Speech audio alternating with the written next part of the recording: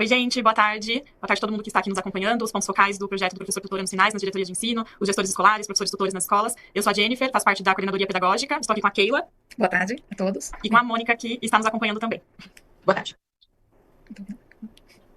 Pode falar, amor. Perfeito. Eu queria me apresentar, então meu nome é Mônica Weinstein, eu dou apoio para o projeto na secretaria, e estou muito feliz de estar aqui hoje conversando com vocês sobre o projeto do Tutoria Anos Finais. Nós já tivemos uma edição ano passado, e agora vamos para a nossa edição ampliada para 2025. Muito obrigada. A gente já vai passar os slides agora, Jenny, do material? Eu faço parte também da COPED, junto com a Jennifer, na equipe de recomposição de aprendizagem. Bom, gente, então o objetivo aqui da nossa live de hoje, né, é compartilhar com vocês os próximos passos do projeto do professor tutor Anos Finais 2025. Então, algumas das escolas que estão aqui nos acompanhando na live já participaram do projeto. Esse é um projeto que nós tivemos o piloto no ano de 2024, que se iniciou em agosto. O piloto ele foi realizado com 200 escolas em 20 diretorias de ensino, e nós tivemos resultados muito positivos, né, com o apoio dos pontos locais das escolas, com toda a equipe que fez parte do projeto. Então, nós estamos expandindo o projeto esse ano para novas escolas e novas diretorias de ensino. Então, agora, nesse início de ano, nós estamos expandindo o projeto para 300 novas escolas, o que totaliza 500 escolas, e expandindo para mais 31 diretorias de ensino. Então, no total, nós estamos com 51 diretorias de ensino no projeto e 500 unidades escolares. Então, se você está aqui conosco hoje na live, é porque você foi selecionado para participar do projeto no ano de 2025. Nós gostaríamos de começar compartilhando com vocês, né, para alguns não é novidade, né, porque o desenho do projeto é muito próximo do que a gente atuou no ano passado, mas tem muitas escolas novas entrando para participar, nós estamos muito animados, então a gente quer contar para vocês no que consiste o projeto. Então, só antes de iniciar, eu queria resgatar aqui que a nossa live é referente ao professor tutor dos anos finais, né, então na atuação do sexto ao nono ano. Agora de pouco, 1h30, nós tivemos uma live referente ao professor tutor dos anos iniciais. Então agora, nesse momento, é para falar da tutoria dos anos finais. Então, para a gente seguir aqui, como eu mencionei, para o ano de 2025, nesse semestre, nós estamos implementando o projeto em 500 unidades escolares de anos finais, em 51 diretorias de ensino, né, e a seleção dessas unidades, ela ocorreu com base também no SARESP de 2024. Então, no que consiste o projeto? Na contratação de um professor tutor, né, preferencialmente com a formação de o pedagogo, tanto para a língua portuguesa quanto para a matemática, com a carga horária de 25 horas semanais, 20 aulas associadas, né? Então, a gente tem a contratação de um professor para a língua portuguesa e um professor para a matemática para essas escolas que vão participar do projeto, né? Então, cada uma dessas unidades escolares vai receber um professor de língua portuguesa, um professor para atuar com matemática, preferencialmente esses professores terão formação em pedagogia, e cada um desses docentes terão uma carga horária de 25 horas semanais, sendo que eles terão 20 aulas associadas. Tenho professor na minha escola, fiz o processo de seleção, né? Como que eu seleciono os estudantes? Como que eu sei quais são os estudantes que precisam participar desse projeto? Então, nós aqui da Secretaria encaminhamos para os pontos focais das diretorias de ensino uma base, uma lista com estudantes elegíveis a participarem do projeto, né? Essa lista, ela é realizada com base em resultados de avaliação desses estudantes no ano de 2024, e aí a gente entende a necessidade desse estudante participar do projeto. Aqui é bem importante dizer que essa base é uma base de estudantes elegíveis, né? Então, a escola, ela tem autonomia para identificar quais são outros estudantes, ou se o estudante que está na lista, às vezes não precisa participar do projeto, que a gente já vai dizer qual que é a característica, né? O objetivo do projeto também. Então, aqui é importante dizer que a escola, ela tem autonomia para identificar esses alunos também. As turmas, elas são compostas de até 15 alunos, e essas turmas, elas vão ter pelo menos 3 aulas semanais. Aqui a gente está trazendo uma visão geral, nos próximos slides a gente vai entrar no detalhe maior de cada um desses pontos. E a gente também trabalha com material didático estruturado com foco em recomposição. Então aqui, o grande foco do projeto, né, é a gente recompor os estudantes ali do sexto ao nono ano, que não estão plenamente alfabetizados e com letramento matemático. Então esse projeto, o enfoque maior são para os estudantes do sexto e do sétimo ano, né, que a gente sabe que a gente tem uma realidade na rede de muitos estudantes que às vezes chegam no sexto ano sem estarem alfabetizados ainda. Então esse professor, ele vai atuar com estes estudantes, né. Então é para o estudante que realmente está com essas defasagens basilares. Então a gente está olhando ali para a defasagem de anos iniciais. Então o material utilizado, ele também é um material que tem esse foco em alfabetização e letramento matemático. O projeto também, ele consiste com um acompanhamento próximo ali dos pontos focais, que vão estar acompanhando as escolas, né, então dos PECs, dos professores tutores, e nós temos o ATPC Viava EFAP específico para o projeto também, que os professores precisam, enfim, participar, assistir às aulas, né, para eles caminharem ali junto com as etapas do projeto. Então, passando aqui adiante, né, esse projeto, ele está normatizado pela resolução número 46 de 2024, então aqui é importante, o professor tutor dos anos iniciais, ele está normatizado pela resolução número 42, o de anos finais pela resolução número 46, né, no final dessa apresentação a gente vai compartilhar com vocês uma FAQ que tem todos esses materiais que vocês podem encontrar a resolução e de tal. Então, como eu já mencionei, o objetivo é recompor os níveis de alfabetização em leitura e matemática dos estudantes do sexto ao nono ano. Aqui tem uma característica importante do projeto para esse ano, né, ano passado nós trabalhamos com todos os estudantes do sexto ao nono ano, esse ano a gente entendeu a necessidade de focar nos estudantes do sexto e do sétimo ano, né, e esse entendimento ele vem através das evidências que a gente coletou ano passado nas diretorias de ensino que já estavam participando do projeto. Então, o enfoque é no sexto e no sétimo ano, o que não impede a participação, né, de alguns estudantes do oitavo, do nono ano, caso a escola entenda que é muito necessária a participação desse estudante no projeto. Né? Então, como que a gente está trabalhando ali para atingir esse objetivo? É através da contratação de um professor para língua portuguesa e um professor para matemática, com essa carga horária que eu mencionei, de 20 aulas semanais na unidade escolar. Então, público-alvo, só retomando aqui, estudantes do sexto e do sétimo ano. Como essas escolas foram selecionadas, né? Então, vocês que estão aqui na live nos acompanhando, né, como que essa escola foi selecionada? Então, as escolas foram selecionadas por meio do SARESP, do Sistema de Avaliação de Rendimento Escolar do Estado de São Paulo. E aqui é importante que o projeto tem uma característica, que nós temos escolas que estão sendo tratadas do grupo de tratamento, então são escolas que vão receber o projeto, e nós também estamos olhando para escolas que têm realidades similares, mas que não estão recebendo o projeto, para que a gente possa, né, ali na linha do tempo, avaliar o impacto desse projeto também, para eventualmente expandir para mais escolas. Né? Então, eu tenho um professor tutor, ele chegou aqui na minha escola, eu identifiquei quais são os estudantes, né? Mas como que eu seleciono esses alunos? Como que eu sei quem são os estudantes que precisam participar? Então, como o foco é para alunos do sexto e do sétimo ano, a escola precisa identificar os estudantes do sexto ano que vocês consideram como elegíveis a participar, né? Então, muitos alunos estão chegando às vezes agora na escola, e o professor regente está identificando que esse estudante, ele não está plenamente alfabetizado, ele precisa consolidar consolidar o processo de leitura. Então, vocês podem indicar esse estudante para realizar uma avaliação diagnóstica que vai identificar se ele de fato precisa participar do projeto. Além desses estudantes que estão chegando, né, na escola, nós aqui da SEDUC estamos encaminhando uma base de estudantes elegíveis, né, e aí esses estudantes elegíveis é com base na avaliação do SARESP de 2024, então nessa base vai ter estudantes do 7º ao 9º ano, né, e aí todos dessa base precisam realizar a avaliação diagnóstica, e aí a partir dessa avaliação diagnóstica que a gente identifica se esse estudante precisa participar do projeto. Para além dos alunos do 6º ano que a escola identificou, da base dos estudantes elegíveis, a escola também tem autonomia para incluir estudantes das demais séries que identifiquem a necessidade, né, da participação do projeto. Então, todos esses alunos listados aqui, né, nessa ordem de prioridade, eles devem realizar a avaliação diagnóstica adaptativa. Então, na pauta do nosso encontro de hoje, né, um dos pontos é justamente passar pela avaliação adaptativa. Essa avaliação ela vai indicar tanto se o estudante necessita participar do projeto e se ele necessita, qual que é o volume do material que ele precisa iniciar. Bom, o professor chegou na minha escola, eu identifiquei quais são os estudantes que precisam participar, recebi a base também dos alunos elegíveis, mas como que esse professor tutor ele deve atuar na escola, né? Então, em que momento que ele vai, enfim, trabalhar ali com esses estudantes? Então, a tutoria dos anos finais, ela tem uma característica diferente da tutoria de anos iniciais, né? Então, na tutoria de anos finais, a tutoria ocorre no próprio turno do estudante, então não acontece no contraturno, é no próprio turno, e é fora do momento ali da aula do estudante. Então, o professor tutor, né, ele vai ter um grupo ali de estudantes, ele vai enturmar esses estudantes, né, e aí em um outro espaço ele vai atuar nas aulas de tutoria. Esses estudantes, eles são enturmados na SET, que a gente também passar ali daqui a pouco para vocês como que acontece essa enturmação, e a escola tem autonomia para organizar a grade ali de aula desses estudantes. A gente tem um documento orientador também que a gente vai compartilhar no final dessa live, que tem ali orientações de como fazer essa enturmação, qual que é a melhor forma de organizar a grade horária desses estudantes. Quantas turmas cada professor ele deve ter. Então, se a gente considerar, né, que esse professor ele vai ter 20 aulas associadas, lembrando que para o projeto a associação de aulas é um bloco indivisível, então esse professor necessariamente ele vai ter 20 aulas associadas na escola. Então, para compor toda a jornada do professor, esse professor ele precisa ter entre 5 e 6 turmas, né, considerando cada componente curricular. Então, o professor de matemática, ele vai ter entre 5 e 6 turmas. O professor de língua portuguesa vai ter entre 5 e 6 turmas. Por que entre 5 e 6 turmas? Porque a quantidade de aulas que cada turma deve ter é no mínimo 3 aulas e no máximo 4 aulas semanais. Então, pensando aqui num desenho, né, se a gente tem um professor com 20 aulas trabalhando com 5 turmas de 4 aulas semanais, ele completa a jornada dele aqui. Então, depois a gente tem um exemplo também de como organizar essa carga horária do docente na escola. Quantos estudantes cada turma pode ter? Então, a gente coloca aqui um limite máximo, né? Porque a ideia é justamente trabalhar com grupos menores de estudantes. Então, a gente tem turmas constituídas por até 15 estudantes. Isso significa que uma escola consegue atender por componente, no máximo, 90 estudantes, né? Nesse momento. Então, se eu tenho 6 turmas aqui, então o professor ele consegue trabalhar com, no máximo, essa quantidade de estudantes. Bom, agora eu queria convidar a Mônica Weinstein aqui com a gente para explicar um pouco sobre qual que é a metodologia do material que a gente está utilizando com esses estudantes. Obrigada, Jennifer. Bom, se a gente puder colocar o slide novamente para isso. Então, no projeto do Tutoria Anos Finais, o nosso maior objetivo é recuperar e recompor a aprendizagem dos estudantes que estão nos anos finais e que, por vários motivos, não adquiriram as habilidades e competências que nós esperávamos que eles tivessem adquirido no primeiro ciclo, né, nos anos iniciais. Então, é por isso que no material Coruja, a gente vai focar, como a Jenny já colocou, nos alunos de 6º e 7º ano, e a gente também vai focar na versão do piloto de 2025, nos 3 primeiros volumes do material Coruja. Então, eu vou contar um pouquinho para vocês como esse material foi montado e qual que é a natureza dele, só para ficar mais fácil de entender.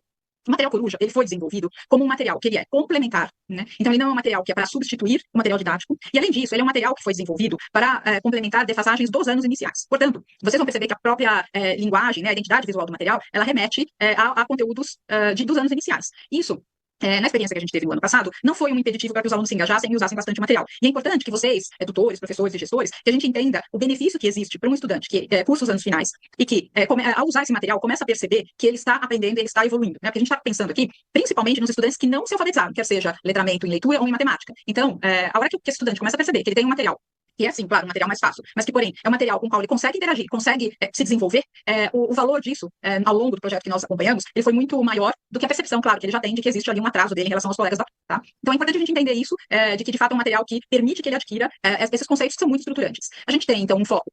Apesar do material ter 5 volumes, são essas 5 cores que vocês estão vendo no slide, a gente vai focar nos 3 primeiros volumes, porque são justamente os volumes que se dedicam à alfabetização, então, tanto em leitura como em matemática. Tá? O material é consumível, isso é importante. Cada estudante precisa ter seu próprio volume, porque como as dificuldades dos estudantes, elas variam, né? Eu posso ter estudantes que vão precisar usar um volume 2, um pode andar mais rapidamente, ter menos dificuldade, outro pode precisar de mais tempo.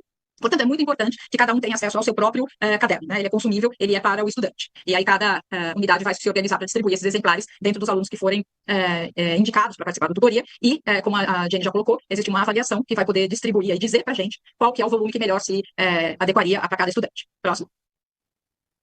Então, de uma forma geral, como que esse material ele é montado? Eu acho que vou precisar das cores. Isso, perfeito. Então, o material, cada volume desse que vocês viram, ele é composto por 4 eixos, tá? Então, tanto o volume de língua portuguesa quanto o volume de matemática, ele sempre tem 4 eixos. No caso de língua portuguesa, os eixos são escuta dos sons da língua portuguesa, que vocês estão vendo aí nas ilustrações da Coruja, né?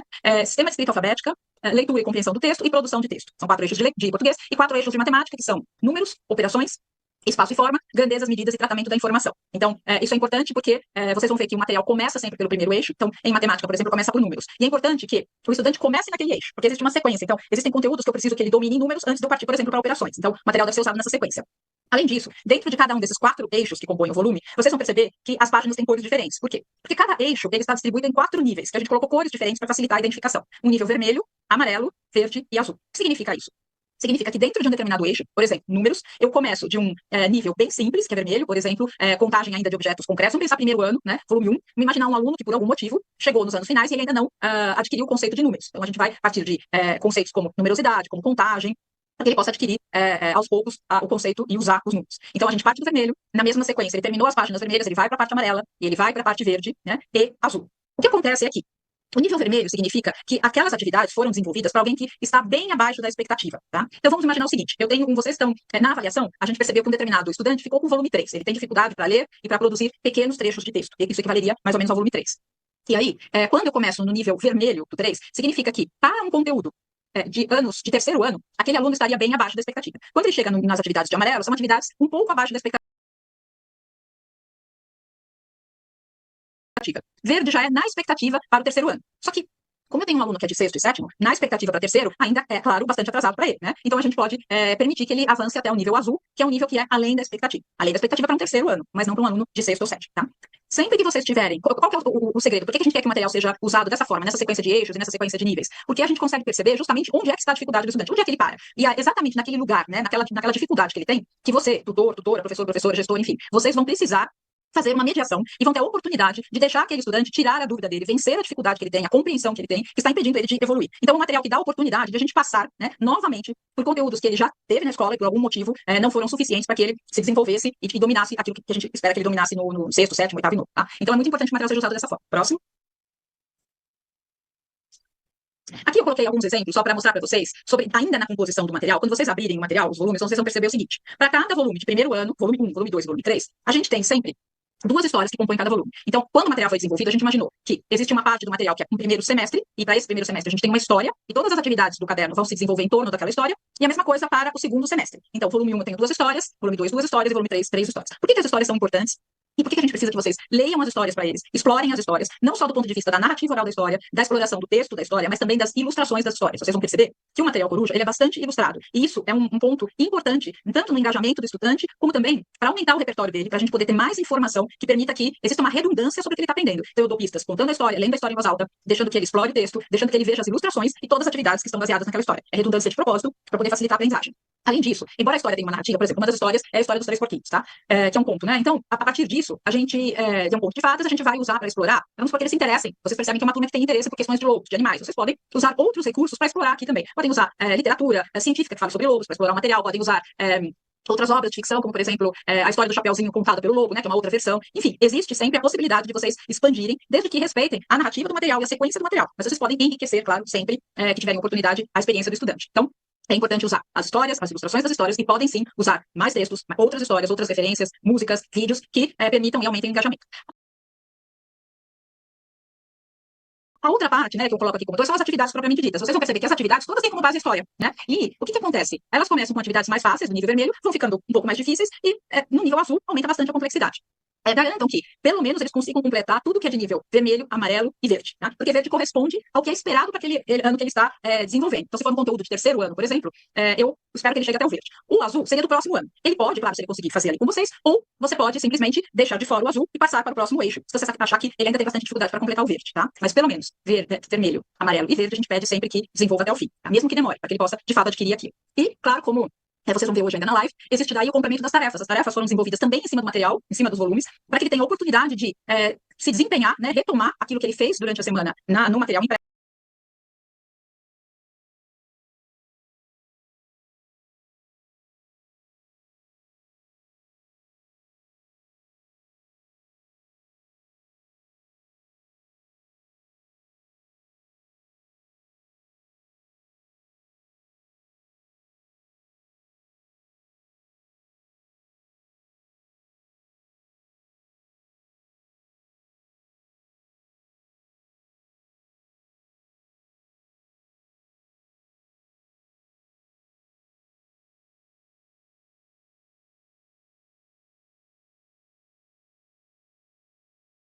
no ambiente virtual. São atividades que foram desenvolvidas exatamente em cima dos conteúdos do Coruja, para que funcione como uma continuidade, né, como uma continuidade do nível, do eixo e do nível em que ele se encontra. Então, é sempre uma boa oportunidade para que ele retome no outro ambiente a aprendizagem dele. Próximo.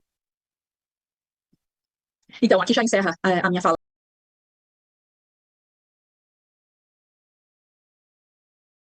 sobre o material, e aí eu fico à disposição de vocês para, enfim, para tirar dúvidas e se quiserem mandar questões no chat. Espero que vocês explorem bastante o material, tenha ajudado bastante os nossos estudantes, e boa sorte aí no trabalho nosso para esse ano. Obrigada. Obrigada.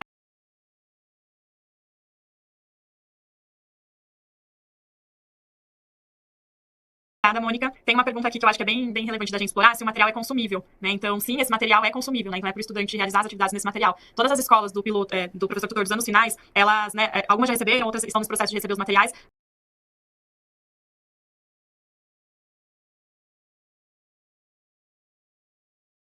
Mas como a gente mencionou ali no primeiro slide que a gente falou sobre os materiais, né, esse material é consumível e todas as escolas do projeto receberam 90 exemplares de cada volume, né? Então, desses volumes iniciais, então a sua escola, né, recebeu 90 exemplares do volume 1, 90 do volume 2, 90 do volume 3, tá bom? Então, são esses 3 materiais que são o foco desse primeiro semestre. Então, é consumível. Pronto. Passando aqui adiante, né, eu só queria comentar sobre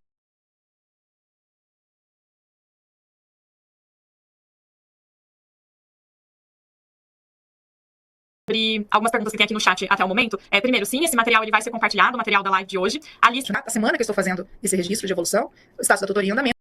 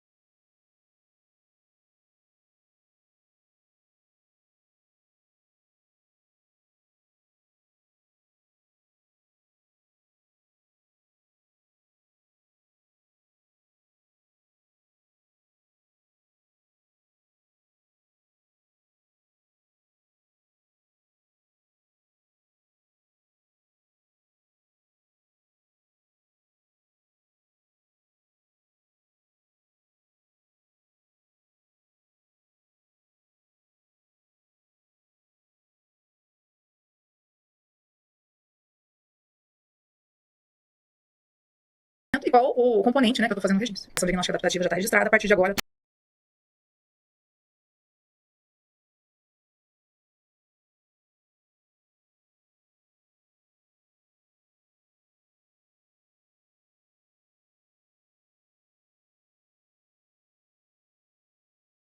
Então, semanalmente, ele entra, faz o registro, editar essa semana, né? Porque já com o registro semanal ele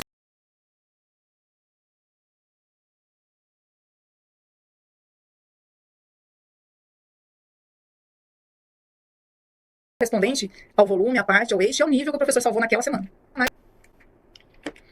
E além do lançamento da evolução, o professor também faz o lançamento aqui da frequência. Sempre vai aparecer, né? Como você disse, compareceu. Na verdade, o professor vai mudar ali se o aluno tiver falta. E como que eu considero um aluno como frequente? O aluno será frequente se ele participar de ao menos uma aula na semana anterior à tarefa.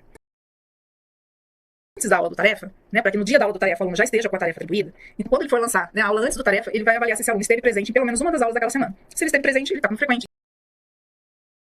Como falta.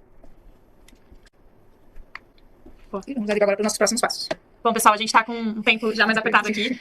Eu vi aqui, a gente viu alguns comentários de muita informação, e sim, a gente sabe que é bastante informação, então essa live ela vai estar disponível para vocês também, vai estar no repositório. Agora aqui no próximos passos a gente vai compartilhar um link com uma FAQ que tem todo esse material, inclusive saindo daqui a gente já vai colocar o link da live também, né, desse QR Code que a gente vai compartilhar com vocês. Então, de fato, a gente explorou vários pontos, mas a ideia é que depois vocês possam, né, conforme vocês forem vivendo cada um desses momentos na escola de vocês, então eu preciso aplicar avaliação diagnóstica. Então eu vou reassistir esse vídeo, vou ver ali como funciona o passo a passo, né, preciso enturmar os alunos, vou abrir o documento orientador para ver como é. Então a gente passou aqui por vários pontos com vocês, mas a ideia é que vocês possam resgatar esses pontos conforme esse momento for acontecendo na escola de vocês. Então, tem algumas perguntas aqui pra gente responder. Eu vou ir pros próximos passos só pra vocês já terem acesso aqui aos materiais. E depois a gente tiver ainda alguns minutinhos, a gente passa por algumas perguntas, tá bom? As perguntas que a gente não conseguir passar, a gente se compromete em baixar todo o chat com as perguntas e inserir na FAQ que a gente vai disponibilizar aqui agora pra vocês. Então, de próximos passos aqui, a gente tem o envio da base dos estudantes elegíveis de todas as unidades escolares do piloto. Então, como eu disse, né, a gente finaliza hoje, ali 21/2, o envio para os pontos focais. Esse envio é feito por e-mail. Então, a gente manda pro e-mail do supervisor, o e-mail dos PECs pontos focais, tá bom? O envio do documento orientador do projeto também tá no próximo slide, o QR Code, vocês vão conseguir acessar esse documento. Esse documento é bem rico, então a gente pede que vocês explorem esses documentos. Todas essas informações que a gente passou aqui com vocês, elas estão mais explicadas, o passo a passo nesse documento. Tem alguns exemplos de como vocês podem organizar os alunos, que foram exemplos que a gente já coletou, porque nós já tivemos escolas que, né, participaram, as 200 escolas que participaram do projeto no passado, que tem exemplos de boas práticas, então a gente também foi trazendo pro documento. A distribuição do material, né, que está acontecendo nas escolas, a maioria das escolas já receberam. A gente teve um contratempo que eu verifiquei, né, com a equipe de distribuição, com um dos caminhões que estava levando os materiais, então algumas escolas esse processo está atrasado, mas vocês devem receber, né, até o final dessa semana. O processo seletivo que está acontecendo também com o edital de 2025, então, que não se aplica para as escolas que já reconduziram os professores, mas se aplica para todas as outras escolas, tanto as do ano passado que estão sem professores, quanto para as novas escolas. Esse processo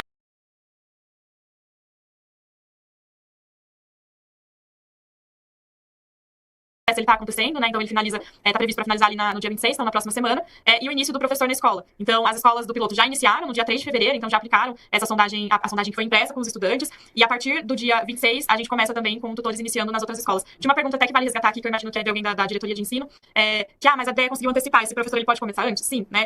Assim, ótimo, inclusive, se esse professor tutor, se ele já puder iniciar a partir de, por exemplo, segunda, terça-feira, então assim que a DEA for finalizando, o professor pode ir iniciando nas escolas, tá bom? Então,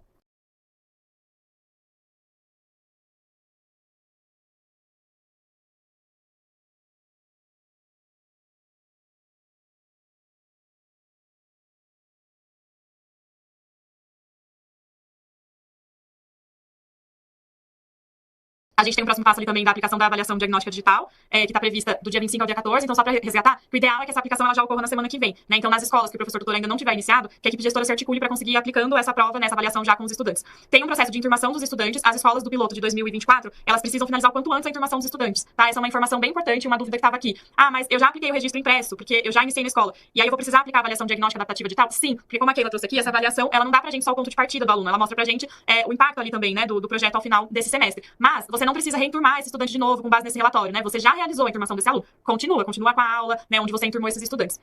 E o início do registro das aulas e da tarefa também, que já precisa iniciar para os professores que estão reconduzidos. Então, aqui tem um ponto bem interessante que a Keila trouxe, e isso foi muito das nossas visitas às escolas também. Então, no ano passado, a tarefa, ela era registrada a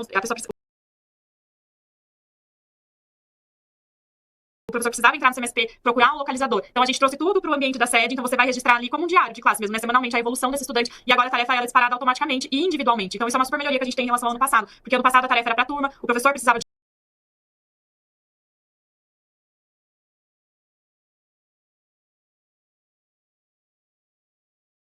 digitar o localizador, então a gente está trazendo isso para dentro da sede, vocês registram a evolução do estudante e essa tarefa lá é disparada automaticamente para o aluno.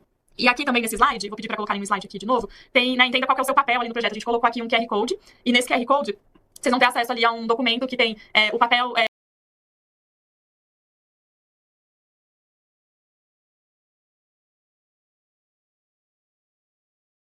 Eu sou o diretor da escola, qual que é o meu papel? Eu sou o supervisor, qual que é o meu papel? Eu sou o PEC, qual que é o meu papel? Professor tutor, qual que é o meu papel? Professor regente. Esse projeto, ele é um projeto, a gente costuma dizer sempre, que ele é um projeto que ele conta com muitos atores envolvidos, né? E ele é um projeto muito importante para a secretaria. Então, a gente começou com um piloto, com 200 escolas, a gente está expandindo para mais escolas. A gente até viu aqui alguns comentários de, mas é um projeto que deveria estar em todas as escolas, é um projeto necessário, né? Então, para que a gente tenha, né, esse sucesso de expansão para mais escolas, né, a gente precisa que todos os atores envolvidos desempenhem ali o seu papel, a sua responsabilidade para o sucesso do projeto.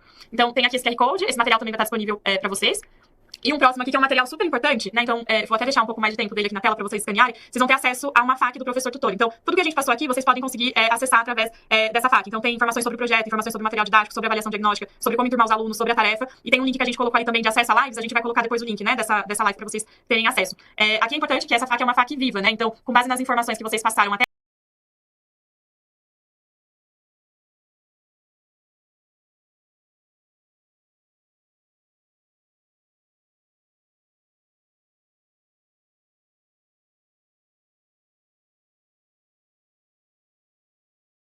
aqui pra gente, a gente vai atualizando a FAQ ali.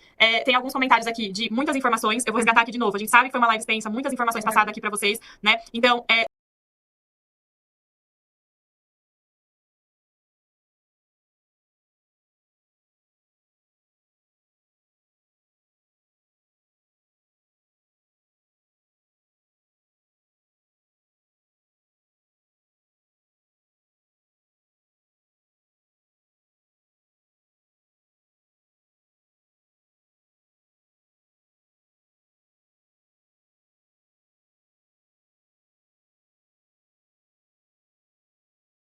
todas as informações que a gente passou, elas estão no material. Vocês podem resgatar, vocês podem reassistir essa live. Então, hoje eu vou assistir só aqui a parte da informação do aluno, para entender. Então, vocês reassistam nessa parte da informação dos estudantes. Então, a ideia é que vocês possam resgatar mesmo essas informações. Eu achei interessante destacar que essa FAQ também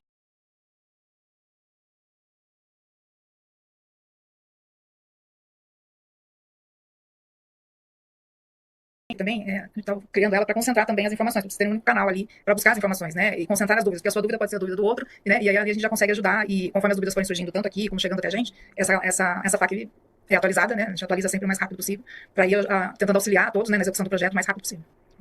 Bom, pessoal, em respeito ali ao horário também, a gente, né, tava planejando essa live até as 4h30, então a gente encerra por aqui. A gente sabe que tem algumas perguntas no chat que não foram respondidas, então a gente insere na FAQ do projeto também. Muito obrigada pela atenção de vocês aqui no nosso encontro de hoje. A gente vai ter mais momentos como esse também. Agradeço, muito obrigada por estar aqui com a gente, pelo compromisso e responsabilidade com o projeto, para que a gente, né, cada vez que você coloca ele é importante é a dedicação de todos para que o projeto realmente possa chegar a todas as escolas. Obrigada pela presença. A Mônica também. Obrigada, boa tarde.